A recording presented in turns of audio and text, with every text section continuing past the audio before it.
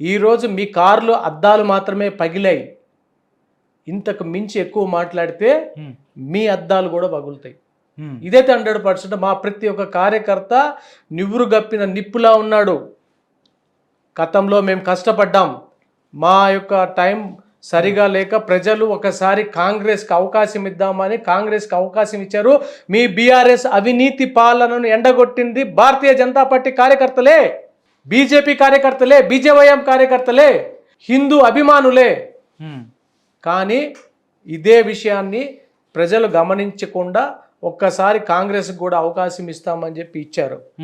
మేము ఈ కాంగ్రెస్ పార్టీ 6 గ్యారెంటీలు అని చెప్పి ఏదైతే చెప్పిందో 6 గ్యారెంటీలు ప్రజలకి చెప్పిన హామీలను బూటకాలు చేసి ఈరోజు హామీలను ఇవ్వకుండా ఈరోజు ప్రజలు నానా ఇబ్బందులు పడుతున్నటువంటి వాస్తవాన్ని ఈరోజు మళ్ళీ మేము ప్రజల్లోకి తీసుకునే పనిలో ఉన్నాం.